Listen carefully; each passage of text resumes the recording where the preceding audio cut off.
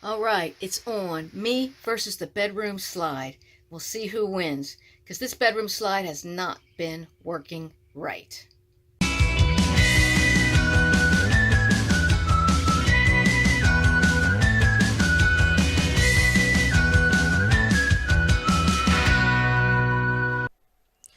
My first problem with the bedroom slide started about a year ago when my dad and I were on our way home from Florida, stopped at an overnight truck stop, put the slides out. We had a nice little spot area over in the RV section, put the slides out. And in the morning when I went to put the slide in, the slide came about halfway in and stopped working completely. Nothing happened when I pushed the button. I had no idea what to do, so I called a local RV repair shop to see what they could do, and the guy there told me, I don't know what to do with those electric bedroom slides. So I was kind of on my own at that point. Luckily, I could look in between the slide out and I saw that this is what happened. The wires had actually fallen off the motor. As you can see from this picture here, up top on the motor, there are two bare wires. Down below there are two pink wire nuts just sitting there on the floor. And then right above that are two more bare wires. So what I ended up doing with that was I was able to take everything apart at that time, put the wire nuts back on, and I taped the living daylights out of it so that those wire nuts would never fall off again. But now I'm having a little bit of a different problem. Let me explain. So for some reason, the bedroom slide won't slide all the way closed. When I push the button, it stops about halfway in, and I'm getting ready to get in here and see what's going on. So I thought I'd take you along with me to show you, if you've never seen how these bedroom slides work, to show you the inner workings of them and how I get in there and fix it. But let me show you how I get to where the slide out comes in. Now this is an electric slide out, and it works on cables. So one good thing is that I have an air mattress on the bed. It's a one of the Sleep Number mattresses, which makes it much lighter to lift up.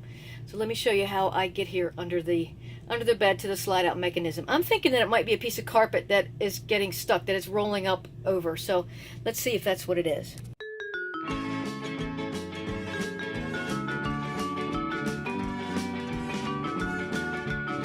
Mattress is just kind of smushed up against the ceiling there.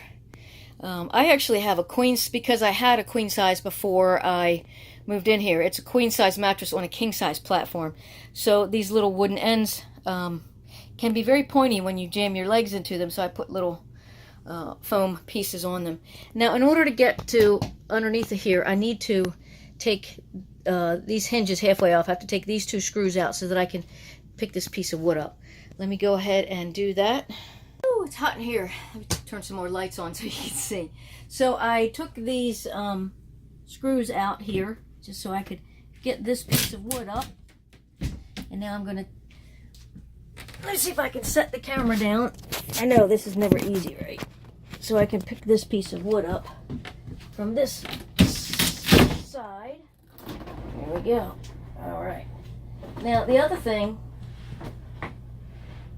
that I've been wanting to do anyway is actually take these things off. So I'm going to do that. Now I can set this up and leave it sitting there, but I do want to take these struts off because they don't allow me to open the bed up high enough to actually get anything out of there. And being that it's an air mattress, I can lift it up pretty easily. All I keep in here really anyway, because it's hard to get into, is my little suitcase that I never use unless I'm going somewhere. So, I'll show you what we got here. There's the storage unit, the storage area under the bed. And this, well, it used to be nailed on there, of course, but I've been under there several times. That is the mechanism and the motor that works the slide out. That little round cylinder is actually the motor that makes the chains go back and forth, that moves the slide out in and out, and this is the only way to access it. So I have the slide out all the way out now, and I'm pretty close to the motor here. And that's the motor, and there are the wires. You can see the chain on the left side. It's a little loose, and the chain on the right side seems to be tight right now. And there's the two wires that actually came off when the wire nuts fell off and made my slide stop. So I actually stripped the wires a little bit more so I could get a little more bare wire nutted them together really tight, and put a lot of tape around it so it would never fall off again. Oh, this is fun. So I want to pull this piece up to see if there's anything wrong with the carpeting. Wanted to see if the floor was buckled. Let me go ahead and pull this up. It's only stapled in there. What the hell? It's not going anywhere. Unless I take it somewhere. Sorry.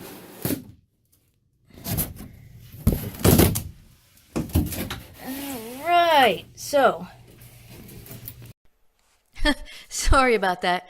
The video gets a little shaky here. I had to stop it and actually come back and re-record over it. But what I was looking for was to see if the carpet was buckled or if there was anything in there that was catching these little rollers and making them not roll over very smoothly to see what was happening. And guess what I found? A bunch of junk. So just an idea of some of the junk that's underneath that was on the carpeting that these rollers are supposed to be rolling smoothly across. That was never cleaned up when the RV was put together. And so what I'm going to do now is I took everything out. I'm going to try and get the slide in and out and see how the rollers are working. Okay, go ahead. Stop. Let me take a look at what we've got. This is sliding pretty easy right now. This is sort of loose. This is sort of loose. Nothing's real super loose. Everything is good. Okay? Again? Yep. Bring it in.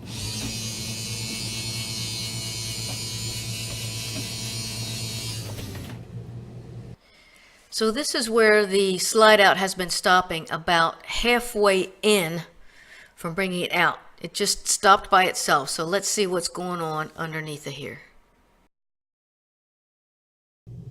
Hold on. The hell? What the hell? Oh.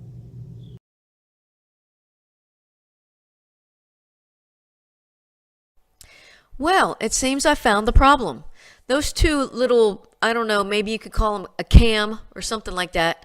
They have actually, one of them has rotated a little bit and they've locked together, which has stopped the chains from moving and stopped the slide from coming further in.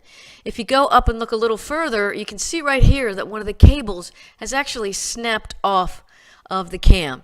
It should be on the top part of that green end cam.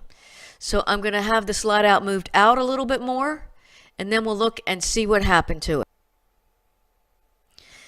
So you can see there's a wire coming out of the bottom of the end cam and none coming out of the top, and that's up there at the top, and it has actually snapped right off. So I'm going to try to grab that wire with a pair of vice grips and pull it forward.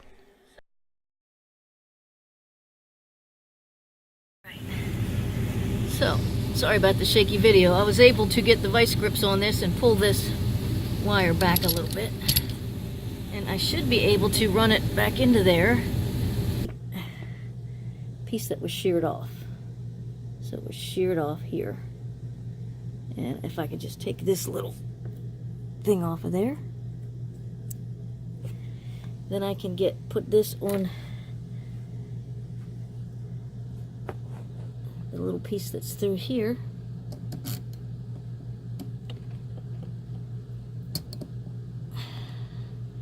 Can't get both my hands in there. You know, I'm tiny, but this is very difficult. I can't get it's been bent. It's bent. All right, let's see.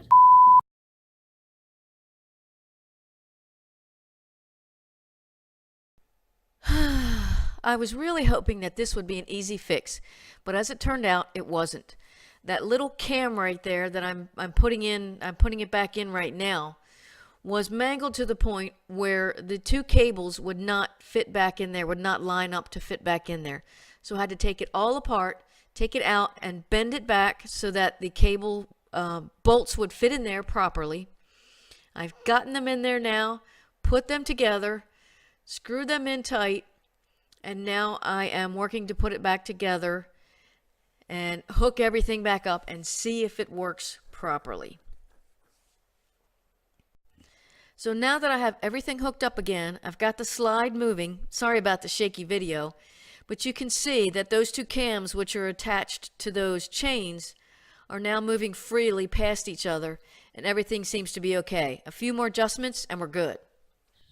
Okay, so I have to say I had to step away from that for a couple of days before I finally finished it and closed the slide to come out and stay at a house to take care of a house for a friend of mine.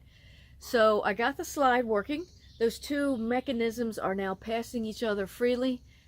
I don't know how long that's going to last. If you have any knowledge of working with slides like this or these chains or wires, sometimes they're loose, sometimes they're tight. I don't really know how to tighten them up. I just know how to try to make it work. I did my best to do that and fix it. At least I got it working again without having to, pay a repairman for a lot of money. It was a sort of a simple fix, but turned out to take the whole entire day because I had to do some modifications to that little clamp thing that held the wires and the chain. So that's done.